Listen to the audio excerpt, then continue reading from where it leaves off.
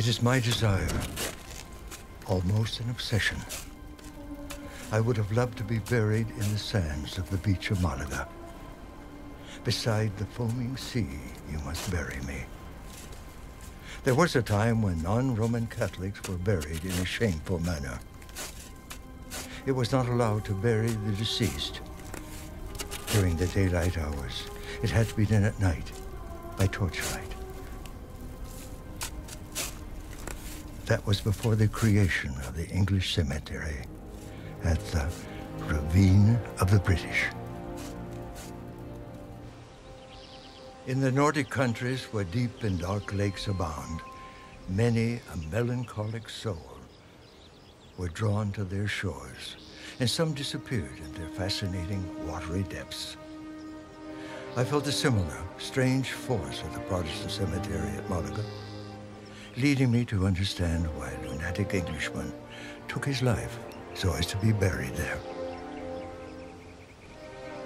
I am eternally grateful that I was not of that persuasion, but full of desire to see more of this blessed world.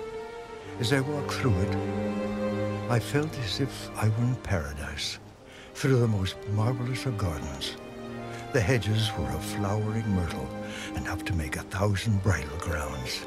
Great clumps of geraniums grew high over the gravestones, bearing the inscriptions carved in Danish, my mother tongue.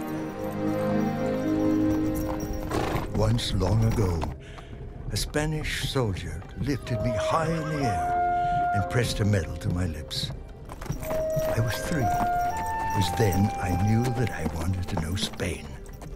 I was fascinated by the Arabic legends, the romance and heroic spirit of the knights.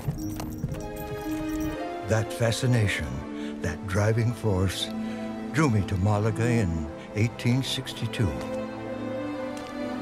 and to the English cemetery. The grounds were enclosed by cacti and prickly pear, over which and out I could contemplate the endless and undulating sea.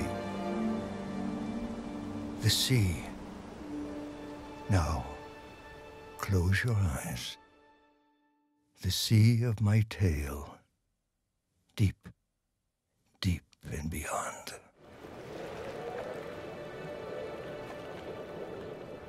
Deep, deep and beyond, the waters are blue, the color of cornflowers, and as clear as the most transparent crystal. However, so deep that no anchor could ever touch the ocean's floor. It would be necessary to place bell tower upon bell tower to ever reach the surface. Those depths leave the dwellers of the sea. The monarch of the seas had been a widower for many years. He had 6 daughters. The youngest was the fairest of them all, with skin as pale and soft as any rose petal.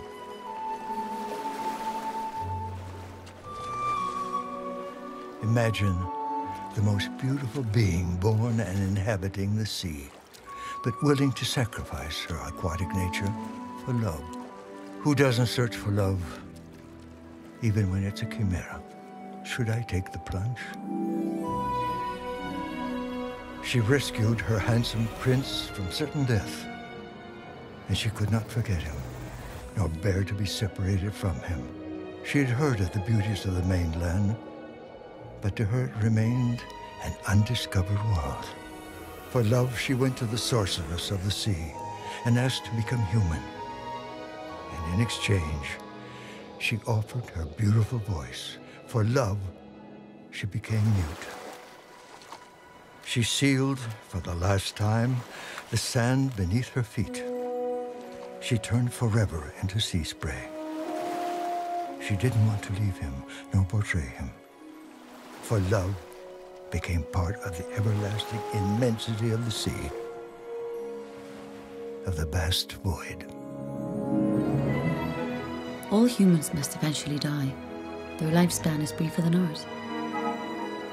We can live for 300 years, but when we cease to exist, we are transformed into the ocean's foam. We do not have a marked place to rest among our own. We have no immortal soul.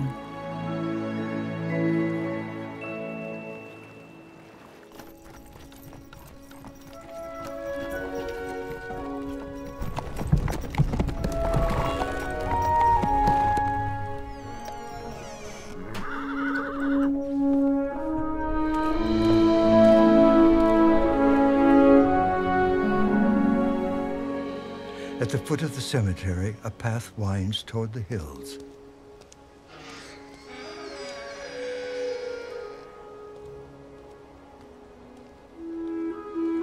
Where grow prickly pears and oleanders, all untouched and exotic, forming a desert of solitude. Upon some of the graves, passion flowers entwine. The pepper tree shading the tombs. Here we see a solitary palm tree. There a gomifera. So many journeys in search of her.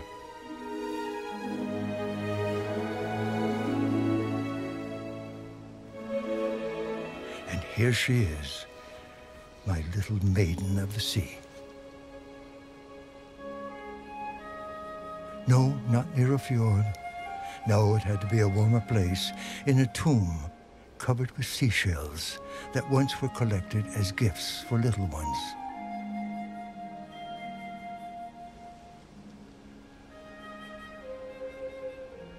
My efforts were at last repaid.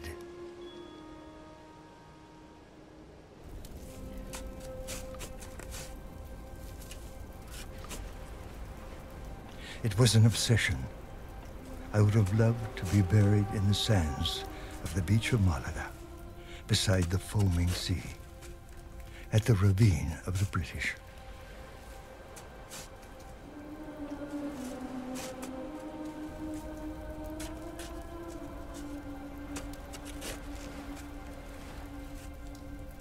Humans, as opposed to us, dwellers of the sea, have a soul that lives eternally, living on when the body has turned to dust.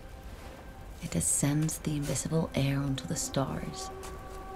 Just as we leave our watery abode in order to see the realm of human beings, they ascend to marvelous and undreamed of places we can never reach.